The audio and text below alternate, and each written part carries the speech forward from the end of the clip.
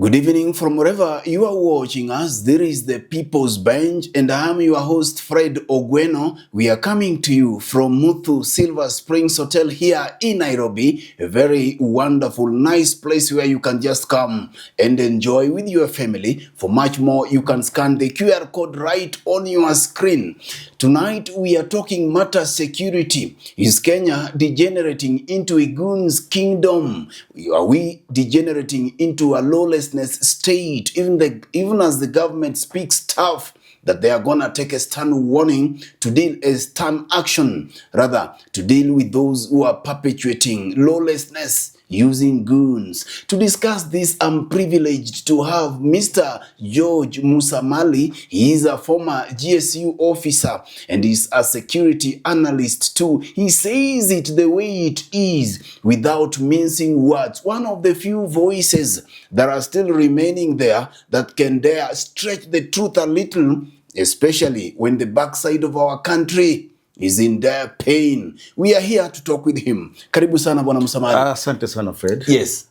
Nice to have you again. Asante. Welcome back to the bench. I'm here. A bench by the people. For the people. With the people. With the people. And from the people. Sure. Straight to the matters of the day. Are we degenerating into a goons kingdom? Bwana Musamali. I think we are so deep into this and that is worrying me. Because if you look very closely, this is something that has been with us for quite some time. It started as a small issue. Now it has snowballed into a big issue. And I heard it from the mouth of the president himself. He has acknowledged that this is a problem. We heard it from the Minister for Interior saying that they're going to deal with people that are sponsoring the goons. It means now the government is acknowledging that we have an issue here. And how did we get here? That is the question. And probably if you look at what I do as a person, I provide executive protection. But you rarely, because mine is professional, you rarely see the people that are using goons coming for services that are professional, services that are licensed. And Kenyans have tried accepting this as a form of life. It's a normal thing now. We've made it a norm rather than an exception. When I was growing up, I remember we used to attribute goons to FC Leopards and Gor Mahia. And these were football rivals. You go to the stadium, a lot of fracas, a lot of chaos. People have come there, not to watch the match, but actually to cause trouble. After one team has been beaten, the other one will unleash their hooligans. We used to call them hooligans then. But now, what we are seeing right now are people that are hired. Maybe people do not understand who a goon is. A goon is a person that is hired. He is paid to cause trouble to a person that is a rival. And to look at it that Kenya has gotten to this point, then Fred, I believe, unless we deal with it now, we saw the trouble we had in 2007. Those were hired thugs. I come from a place that we have hostile communities. I come from Mount Elgon. And if you look at one point, people were forced to elect an MP unwillingly by use of force. And this is exactly what we're experiencing right now. You saw what happened in Malava. You saw what happened in Mbere. Closer home, let's look at what happened in Chwele. And it's not that these people are not known. These are people that can be identified and they are known. If you ask members of the public, they'll see a picture and tell you this is so-and-so. But so far, what has the police done? We are coming to that, but paint for me a picture of this goonism, this kind of lawlessness, from 1992, during the time that you joined the police service, that is the General Service Unit. How this is linked with the state? Because people are asking themselves that who owns these goons? Fine, they are goons, but who owns them? Good question. We did not start here. There was the people we used to call Kanu youth wingers. Forget even about the 90s. In the 80s, Kanu youth wingers, you will find them on the road. They were operating with the police. Why is it that we allowed them to do that? It's because they were part of the government of the day. And everybody that was looking at them then, he was not seeing a danger that is evolving. He was looking at them as people that are pro-government. And if you're pro-government, then you're not supposed to be touched. So we moved from the Youth for Kanu. And then slowly and slowly we started evolving. Now, how did we manufacture these goons? Initially, it was not the preserve of the politicians. No. We started saying now that the police are not able to deal with crime, let's have people we call vigilantes. In other words, we started when the British brought what we call community policing. So what was community policing then? Get people from members of the public, from the local community, mold them into something that can be working with the police. So these vigilantes are people now that started coming in slowly and slowly, working with the police, and then at some point they went rogue. We had Chingororo in Kisii. In Kariobangi, we had people we called Baghdad Boys. You come to my place, Mount Elgon, we had people we called Janjaweeds. And then get to Nairobi, we had people we called Mungiki. Go to Mombasa, we had the MRC. Working alongside the police, saying that this is what we refer to as community policing. Then at some point, when there was change of government from KANU now to NAC, all of a sudden these people became jobless because NAC could not entertain them. And NAC said, we are not going to have these vigilantes doing police work. Let police do their work. Where did these people go?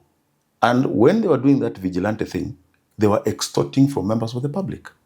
So now, when they left that, we now created another market for them. We had politicians now coming in and deciding now, these are the people we are going to use. You see, the police observe the law. Yeah? They maintain law and order. And then these vigilantes are people that are working actually outside the law. And the people that brought them on the ground first were these people we call auctioneers. They'll try to use these young men, these young boys, put them out there because you will go and say, we want to auction this property. We want to take over this property. The police will not come unless you have a court order. Minus that court order, then who do we turn to? We turn to these people that we're now calling goons. And who were the goons previously? The goons were people that were vigilantes initially who worked alongside the police. So they know the workings of the police. Now, slowly and slowly, at some point now, we got into multi-party politics.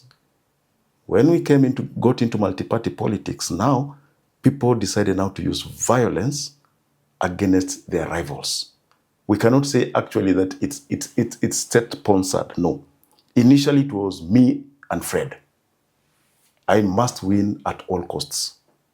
And then now, as we moved on, after 2007, before 2007, when we went to multipartism in 1992, we saw a lot of things we were calling tribal clashes. Who were these people that were fighting other Kenyans? Who were these people that were evicting Kenyans from their homes and making them IDPs?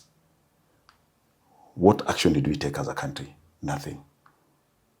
Go to history, search and tell me one person was arrested for being part of the group that was instigating violence against fellow Kenyans. Nobody was arrested. Now, we made it now legal. So nobody is afraid. There is no punishment for you being a goon. And that is how, Fred, we've come up to where we are right now, being done openly. You saw what happened to Honorable Majimbo's house. You saw what happened to Seth Fanyako's hotel. You saw what happened in Mbere, where young men come out with batons threatening violence against members of the public. We saw it in 2025, 2024. People were out there on the streets walking alongside law enforcers and no action was taken. Police walking side by side with goons. Side by side with goons. In the streets of Nairobi in a broad daylight. Before cameras, people could be captured, people that can be identified. Have they been arrested? Have they been prosecuted? They are sponsors, because goons are gangs for hire. So if you don't get a person who will pay you, then automatically you will be out of the streets. But if we have sponsors, people are willing to pay for your services, then these are the people that are keeping you in circulation. So when we're talking about arresting these people and arraigning them, then we need to start with the sponsors. These young men are just out here. Why do we have so many young men willingly getting involved in this kind of activity? It's because of the economy of the country as it is right now. Vijana hawana kazi, and if there's somebody who can pay you to put food on the table, then so be it. So the people that we are supposed to be talking about dealing with right now, are not even the goons themselves. We need to start acting on their sponsors. I'm coming there. But tell me, people have accused government equally. We saw what happened in Kasipul, during the recent concluded by-elections. 2 people dead in the hands of goons. Then IEBC comes, finds them 1 million each. The family that have lost their loved ones. It cannot be business as usual. 2 lives lost. But you are a former security officer, you've worked and you are still in that, even though not in government's payroll. What pains me, my brother, that no action is being taken. They were telling us that when police went to arrest people who were accused to have participated in Kasipul, these goons, that they fought police and escaped police custody. And they expect us to buy that. It's not possible, my brother. It's not possible. I want us to look at this from 2 angles. One, we have people that are doing this for politicians, like what happened in Kaspul, like what happened in Chwele. Easy to identify the sponsors, easy to identify the perpetrators. And then let's have this other side of goons that are hired by other actors that are not politicians. And you will find that it's that what we call impunity that has been with us for quite a very, very, very long time. You will get that we have an auctioneer who will go and hire people who are not authorized, people who are not licensed to do this job, get them out there to go and destroy property. It has happened several times, but no action has been taken against the auctioneers. No action has been taken against any person that invades property. Let's put it on the table. You saw what happened between Alai and that family in Runda. Openly, we saw all this on media. Getting into somebody's property without court order and evicting them. But what happened? Has anybody been arrested? Nobody has been arrested. Has anybody been arraigned in court? Nobody has been arraigned in court. That is one aspect. Let's look at the second one, which we call state-sponsored violence against the people. And that is the elephant in the room. And this is exactly what we faced in Kasipul. Because one of the suspects of that violence was a state-sponsored candidate. And clearly, lives were lost. And you cannot tell me the police are so impotent that they cannot do investigations, thorough investigations, get enough evidence, have these people arrested and arraigned in court. You cannot tell me they escaped. Did they go to Uganda? Did they go to Tanzania? Were they not identified? Names were put on the table. People identified them and they said it's so and so. Why have they not been arrested? And if they're on the run, we've seen when Fazul was all over the media, wanted terrorism, we put a bounty on his head because he was killing Kenyans. So we said, these are terrorists, he's a dangerous person. Why have we not seen that kind of action from the DCI? It tells you something. Something is critically wrong with the way we are dealing with this issue of goons in this country. And we are coming to the dangers of that. Add to it what we were able to see in Mbeere North. Police turning their eye, looking the other side when we were able to see a group of goons, two groups. The other one is walking to attack the other camp, but the government or the police decides to attack one group and leaves the other. Then tomorrow the CS from internal security, yes. interior, comes out and says that we are going to deal with them. Are we fools, my brother? I want us to go back to the 2010 Constitution. How did we get there? Why did we say now we need to have an oversight, a civilian oversight, over police? Why did we say now we need to have what we call the National Police Service Commission? Why did we get there? Why did we say that now we need to have a unified police service? Initially, we used to have the administration police that was reporting directly to Harambee House, and then we had the Kenya police that were reporting to the Commissioner of Police then. So what happened in 2007, 2008? These people were reporting to different commands, and you saw what happened to Kenyans. People were getting orders from wherever. So the problem was we had a service that was not even a service, it was a force then.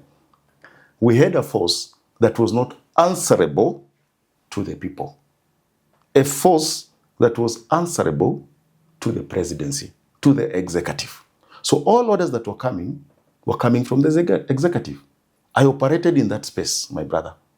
And Tell us. I can tell you without any fear of contradiction that we were not serving the people. Even when we were being sworn in, we were saying we are swearing our allegiance to the president, not to the republic. It's 2010 now that we changed and said, we are swearing to the republic. So that time, orders were orders. And that is what got us into 2007, 2008, the clashes. 1992 to 2008, we called them tribal clashes. But actually that was the work of goons, people that had been hired to do these things. Now, we felt like now we need to have a service that will be answerable to the people. So what do we do? Get to the Constitution and say now we need to have a national police service, not a national police force. And what did we add in that? We said the National Police Service should be independent, not controlled by anybody. Is it? I'll answer you in a short while. So when we said we need to have an independent police service, we said, how do we achieve this? Let us have an inspector general, that will be appointed not by the executive, but will be appointed by the National Police Service Commission. And then let us give him security of tenure. 8 years. 4 years, and then renewable for another 4 years. We say let us have a DIG equally for the Administration Police Service and the DIG for the Kenya Police Service. Also competitively recruited through normal processes, advertise, apply, get interviewed, get appointed. Now, what happened? Politicians said, we cannot have a police service that is not answerable to the executive. We need a police service that can be controlled by the executive. 2014 security bill, people shouted against it, but it was passed by Parliament. Now, we told Kimayo, you see, you're not working according to our whims, so you should go. Kimayo did not retire. Kimayo was forced out. Grace Kahindi did not retire. She was forced out after the 2014 security bills. Now the executive is in control of the police. Let me act as the devil's word. Please do. Let me be the devil's advocate. We have a police service whose hands are tied. You call the shots. I go against you. Tomorrow, I'll be out of office. You are the OCPD Mbere. You are the county commissioner Mbere. You are the county commander, Homa Bay. Kaspul has a division. You are the OCPD. You are the OCS. You know this is a government candidate. You go against what the government wants, my friend, tomorrow you will not be there. Transferred. You will be transferred. So when your hands are tied like that, what do you expect the police to do? When you are talking, we are talking about the Maandamano of 2024, 2025, when we are saying the police were working alongside the goons. They were told these are state goons. These people have been sent by the state. They are here for the government. And you are a worker of the government. What do you expect? So it's, in our days, we used to say, Bora Afya. So long as I'm earning, I'm taking my children to school, so be it. And then tomorrow, why should I sacrifice my then job? Tomorrow you see your CS announcing that you are going to deal with it. Laughable. Yes, you see your CS saying, we are going to deal with it. And you know exactly he is the problem. Why deny police their independence to do their job? Tell me, when you see a CS for internal security, Murkomen, go around the country in the name of this thing they were calling Jukwaa la Usalama. Jukwaa la Usalama. Just the other day, we were having the president appointed Maraga-led team to go collecting views. And now today, they have handed this Jukwaa la Usalama report. I mean, taking us round and round when we have the solution in the implementation of the Constitution. We have the solution in the implementation of the Constitution. That Constitution that these people have gone to Parliament and mutilated. Clearly, we had powers vested in the office of the Inspector General. The Inspector General, if he was independent, he would know what to do. Implement the law. Arrest perpetrators. Identify. Take them to court. That is their mandate. So when you talk about Jukwaa la Usalama, when you tell me about issues like the Maraga Task Force, the Maraga Task Force did what was done by the Kriegler Commission, did what was done by the Waki Commission. There was also the Ramsey Commission. Yes. Yeah? So it was a repetition of what was already done, discussed. What was remaining was the implementation. So me, the first time I was asked about the Maraga task, I said, they're just playing for time. Appease the police and tell them something is being done. But at the end of the day, nothing is being done. The same members of parliament who passed these amendments that mutilated the Constitution as far as the section that deals with police is concerned. Yes, independence of police, presided by none other than Justine Muturi. They were on the receiving end. That is it now. The hole that they dug that time, they are now in it, and they are sinking deeper. That is now what a moment to learn. That is what we need to tell our politicians. Let's tell them. Tomorrow, it's you. Today, it might be me. And when we talked about having an independent police service, it was meant for the good of Kenyans. But now we've made it look like the service of the police is the preserve of the politicians, both in government and in the opposition. Because right now, even the opposition, nobody's talking about police independence. They are quiet because they are waiting for their time to get into government, to use the same machinery. So if you ask me about the reforms they're talking about in the police, they're talking about what? My friend, this is a ship that set sail in 1900. So we are trying to repair a ship that is already in the deep waters. And in that ship, we have everybody with different characters. We have some who are trying to sabotage. You're saying, okay, I'm preparing, I want to do these changes, but there's somebody there who is an engineer trying to sabotage the whole thing, the whole sailing. And that is exactly what we are facing. And then now, we've intimidated the police to a point that they will not talk about what is ailing them. Oh, yes. They have been intimidated. And you see now, when you are working for something that we call a force, It's different from when you're working for something we call a service. What is a policeman? A policeman is a social worker.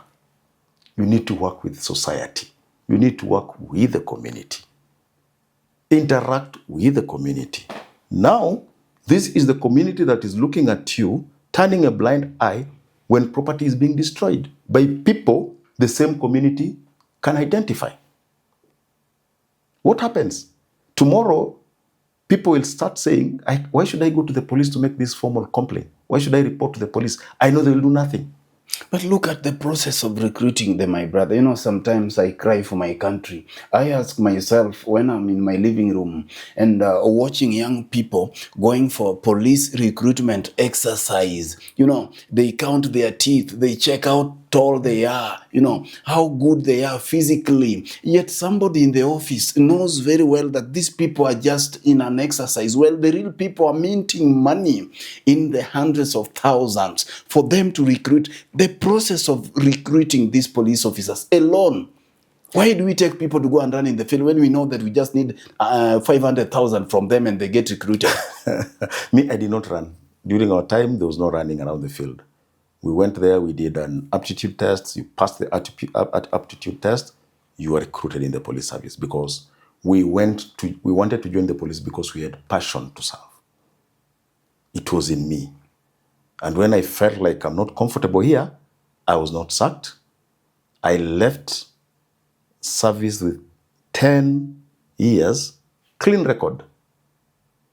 I just wrote a letter and said, no, I just feel like now I need out. We are focusing so much on the police recruitment because this is one kind of recruitment that is done publicly. We had issues with the TSC issuing letters to MPs to go and dish out in the villages. We did not talk about it. We've never seen the Public Service Commission. We've never scrutinized how people get into public service.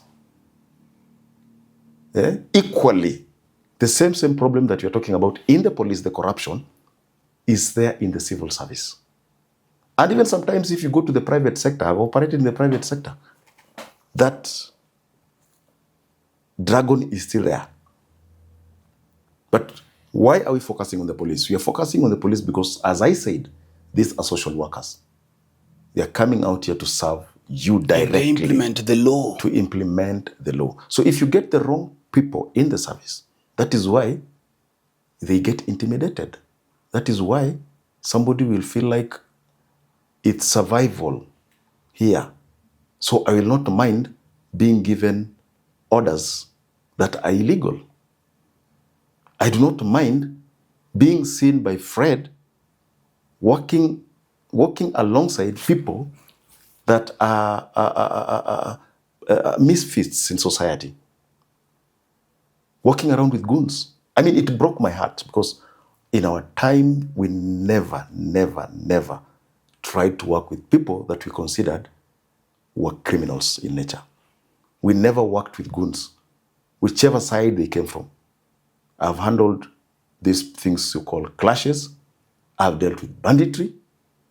But for us, a criminal was a criminal. Now, you find that these goons, because they are owned by people in power, we agree, as a service to embrace them.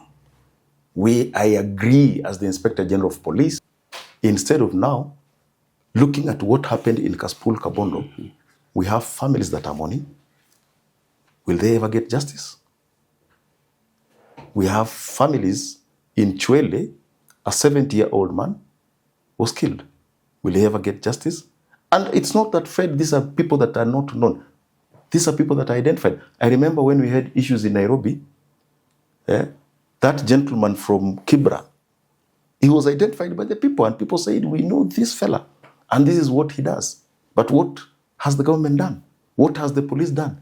What will change now after those instructions given by the president and those instructions given by the CS? My brother, saying that we are going to arrest them, we are going to arraign them. When will that happen? And what they don't know, the likes of Murkomen and some of these people that are paid by our Adan taxes, sometimes they don't know what this kind of insecurity means for the ordinary Kenyans. When we are having these politicians controlling these goons, we are heading to another election. What will stop these people who are having these goons in their big numbers to set them against other communities? We are such a polarized community, ethnically and politically. And we saw the lessons that we learned from 2007. Some of us who live along the borders, and in the country, those who have married, people from Different communities. When you look at this kind of nonsense, this kind of madness that is being perpetuated right in a broad daylight, my brother, what will stop these politicians from setting their goons against other communities as the police turn their eyes on the other side? You see, sometimes I look at it and say, probably we might be lucky as a country. Why am I saying we might be lucky as a country? Our goons have not gotten to that point where they feel like they should arm themselves with firearms. But I'm not saying that it's not happening. It's happening in Mount Elgon. It's happening in the North Rift. These people you call bandits, these are people that are sponsored. These are people that are bought. And that is why you'll find that it has become very difficult for us to eradicate that menace in those areas. So if we bring it closer, look at what was happening in Kayole, the Gaza. They started arming themselves. Those are goons. But Alabite, those are people that are out here for economic gain. Let's go to Mombasa, where we have these young men, they call themselves Wakali Wao, the Machete Boys. These are goons. Now they have moved from arming, from being pickpockets and from having mipini. Now they're using machetes. So the next stage will be, now we need to arm ourselves. For example, if the state now decides to act decisively against them, it's police against them, they will decide now we must meet fire with fire. I said it started slowly, it's now snowballing. You are a security analyst. It's going. Sometimes not just an analyst, but you have been there. Some of the people around, the president and those who wield a lot of this power may think that they will be there forever. Maybe they may not listen to you, but you will have pumped some sense to them. Please talk to Mr. President. Talk to the country about the danger of us allowing these goons to run everywhere. It is not safe in Nairobi, not safe anywhere you go to, my brother. We need to understand how conflict starts. Especially now we are talking about politics of 2027. We are talking about politics of 2032. How does conflict start? 4 stages. Number 1, we call it at the point of registration, voter registration. Already Kenyans are talking about this. I had a lady in Mandera saying, now everybody from across is being issued with IDs and they want to register as voters. That is conflict. We are cooking. Pole pole. After that point, we'll come to stage number 2. Stage number 2 is during campaigns. All Kenyans saw what happened in Malava. Kenyans saw what happened in Mbere. Kenyans saw what happened in Kaspul, Kabondo. Kenyans saw what happened in Chwele. So it's during campaign. And who is against the people? 1, it might be the competitors, those people that want that seat. One of them might be against the people, or the other around. Or it's the government against the people. I think you saw that picture clearly when it came to Mbere, Malava, and Kaspul. That is stage number 2.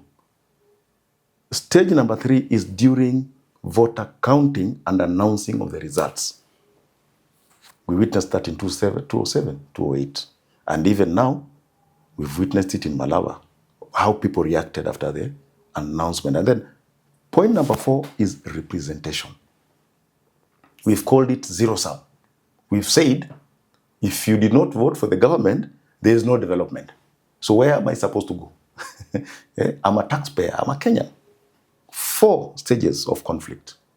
And I think everybody that was observing what happened in these by-elections must have seen what I've just talked about. And then from there, now it escalates to dangerous levels. These goons These people we started talking about tribal clashes. How does it go? 4 things also. Number 1, the state against the people. That is 1. Number 2, people against the state. You saw it in Tanzania. Very good example here. And our Gen Z demos here the other day. Our Gen Z demos here the other day. It was people against the state. The state. And then, number 3, we call these people the contestants against each other. So it is me against you. And that one came out very clearly in Chile, where we had Eric and this other fella now organizing their gangs to fight against each other. And number 4, a combination of the other 3. And very good example is what happened in Tanzania. So unless we are very careful, I'll tell the president, it's high time we gave police back their independence. We go back and let police do their work professionally. Let the police serve the people. Don't have an inspector general that is the puppet of the executive. Don't have a DIG, the 2 DIGs that are puppets of the executive. And then now you have troops here, down you, that are disillusioned. What can we do? I remember those days we were being deployed to a place in Mnambiwa. Get there, just be seen. Don't do anything. It's real. Msifanye chochote. Let them do whatever they want to do. You just be there. We will come, make a press statement. We've deployed, just like what was said yesterday. We are going to arrest these goods. We are going to arraign them in court. But the orders or the instructions are, let them be. Let them be. Is that how we want to develop this country? Is that the direction we want to take this country? Those ministers, those CSS and everybody, these politicians are also parents. They have children in this country. They have relatives in this country. They have fathers and daughters in this country.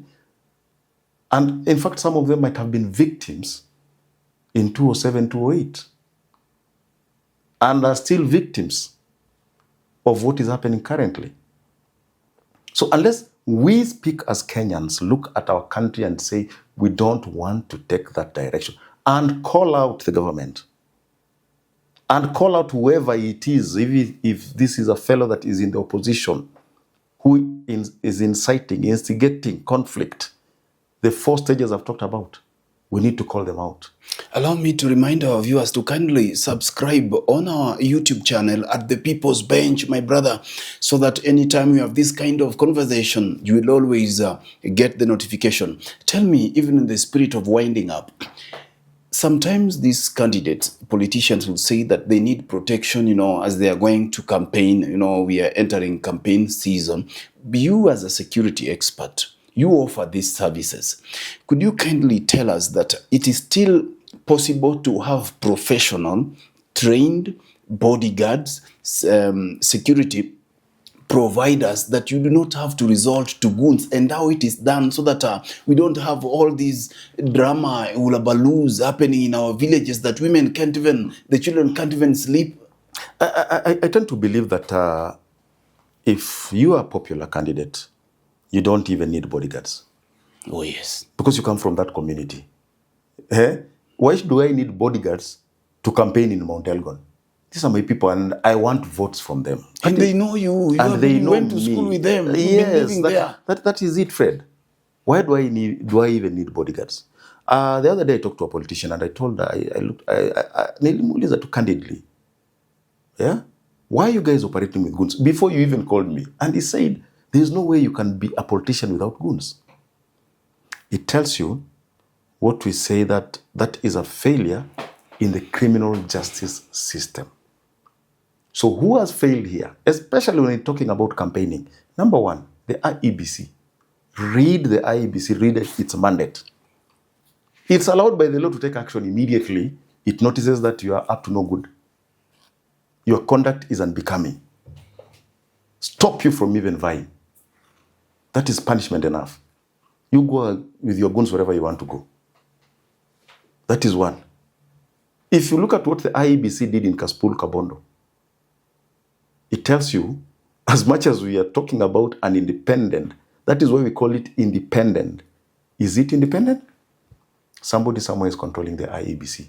And that is why we are getting where we are. That is why you will find me wanting to move around with people I call bodyguards and in real sense are goons. Because I know I have no protection from the legal bodies. The IEBC will not protect me, because if you instigate violence on a fellow candidate, then automatically the IEBC is supposed to do what? Disqualify you. That is what we call a deterrence. Have you seen any kind of deterrence from 1992 to date from the IEBC? No. That is zero. Number two, when we talk about police, have you seen them taking any action against perpetrators of violence during campaigns? Both from the opposition and from government. But in most cases, what we've witnessed is violence perpetrated by the government against the opposition or against the people. Have we seen an action? No. Now, to answer your question, if you need bodyguards, we have several organizations in these countries that offer this kind of service, professional bodyguards. You don't need even 20 or 10, because you're going to work around your community, people that know you. Get professional people that are licensed and who can be held accountable by the government. So if anything happens during that rally, then automatically police will come and say, who was providing this service to you? It is George Musamali. They'll come for me and I'll be held accountable.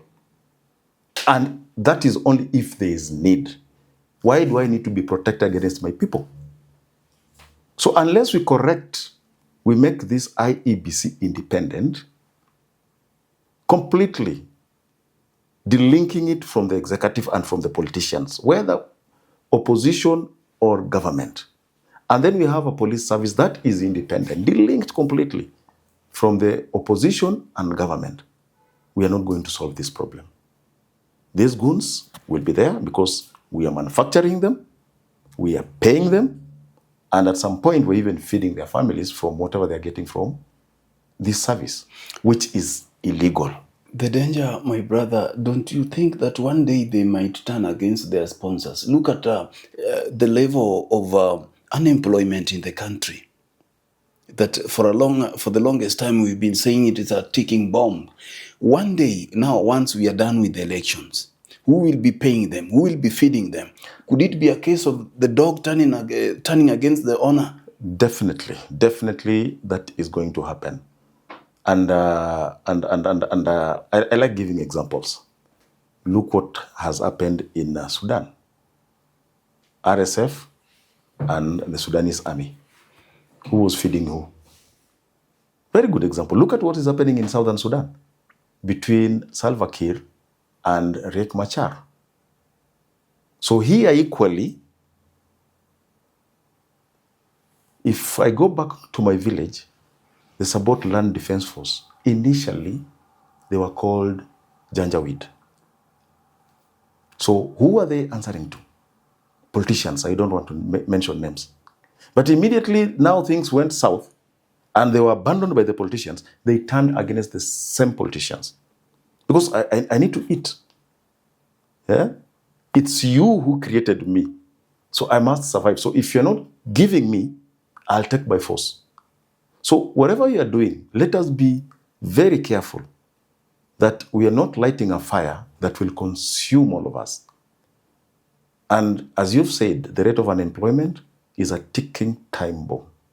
So we are talking right now, everybody, it's a badly kept secret. Fred, I operate in this space. Politicians are hiring goons. Tell us, there is a people's bench. They are hiring goons as we speak.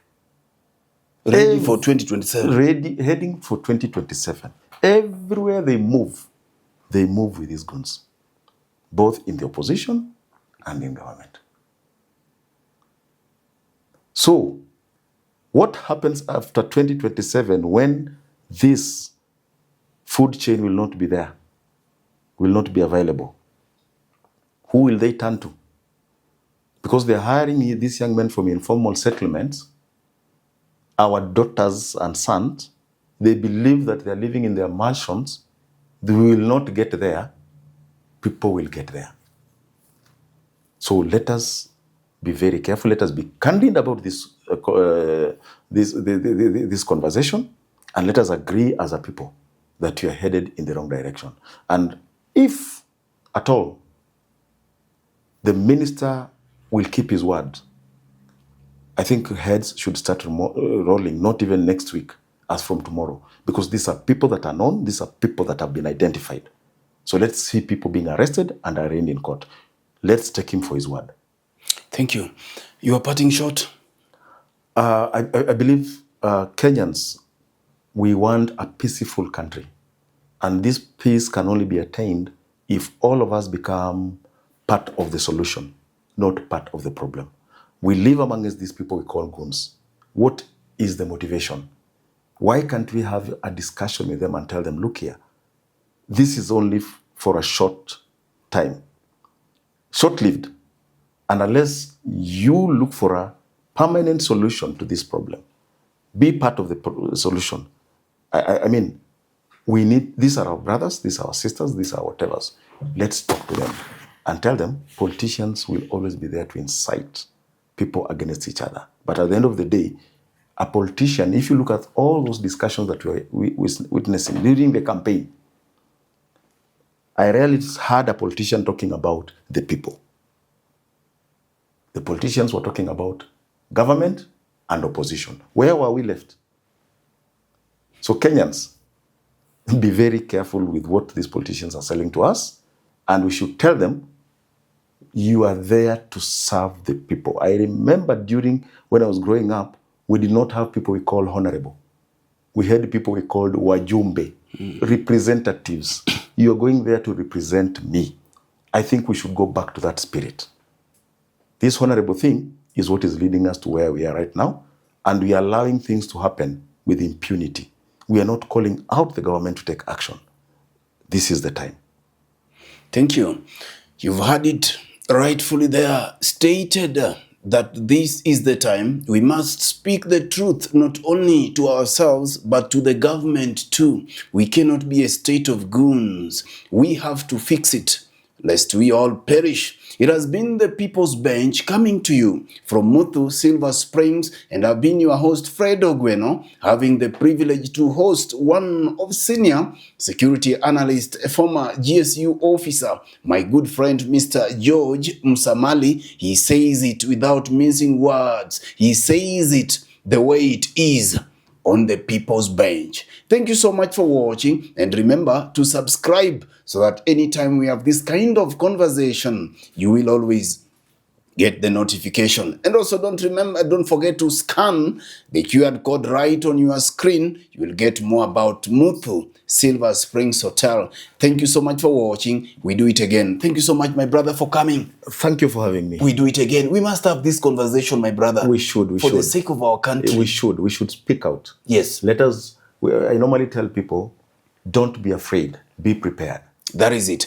Our leaders and politicians may not love this country, but there is the time for us to demonstrate to them that we, the citizens of Kenya, we love this country more than they do, and that we are willing to go to extra miles to tell them to keep off their goons from our streets, from our country, so that we may have a peaceful country. Bye-bye.